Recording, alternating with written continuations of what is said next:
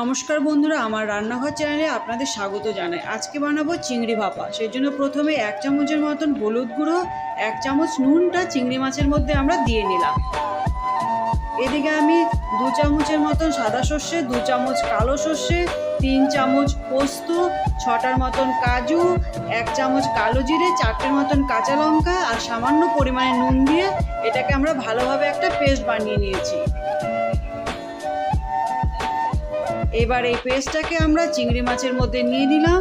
তারপর এটাকে ভালোভাবে চিংড়ি মাছের সাথে আমরা মেখে নিয়ে 10 মিনিটের জন্য আমরা ম্যারিনেশনে রেখে দেব।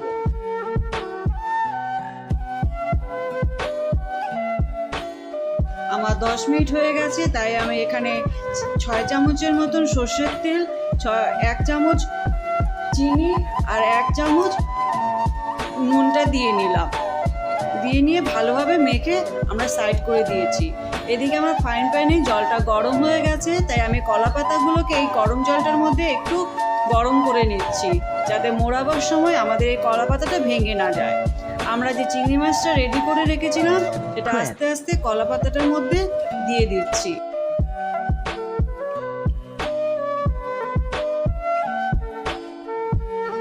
এবার আমি কলা পাতাতে চিংড়ি মাছটা দিয়ে দিলাম আর 2টোর মতন কাঁচা লঙ্কা আর 2 চামচের মতন সর্ষের তেল দিয়ে নিয়েছি। এবার সাইড থেকে আমরা এই কলা পাতাটাকে আস্তে আস্তে মুড়ে দেব। বন্ধুরা, আমাদের খুবই আস্তে আস্তে কাজটা করতে হবে।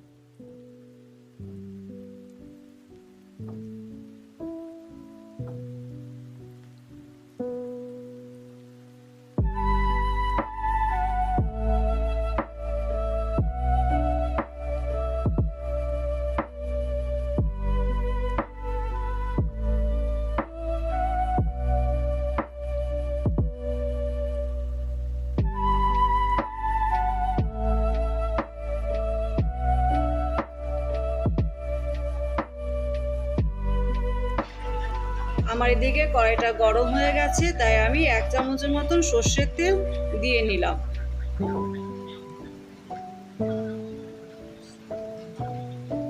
এবার আস্তে আস্তে আমি এই চিংড়ি মাছটা যে রেডি করে রেখেছিলাম সেটা এবার ফ্রাইং প্যানে দিয়ে দিচ্ছি।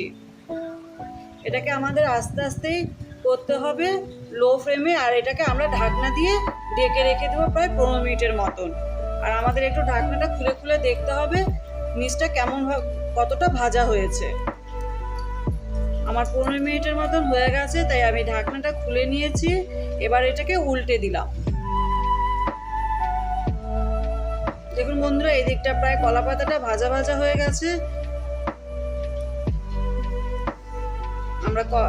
এবার আমরা ঢাকনাটা খুলে নিয়েছি। এবার আমরা দেখছি প্রায় হয়ে গেছে। এবার আমরা প্লেটে নামিয়ে নিলাম। বন্ধুরা, আপনারা ঘরে অবশ্যই এভাবে চিংড়ি পাতুরিটা করবেন, খেতে খুবই ভালো লাগে। যারা আমার নতুন ভিউয়ার্স তারা অবশ্যই আমার চ্যানেলটাকে সাবস্ক্রাইব করে দেবেন। অবশ্যই লাইক, শেয়ার এবং কমেন্টসও করবেন। দেখুন বন্ধুরা, আমি সুতোটা খুলে নিয়েছি। এবার ভেতরটা দেখুন আস্তে আস্তে যে চিংড়ি মাছটা কেমন হয়েছে।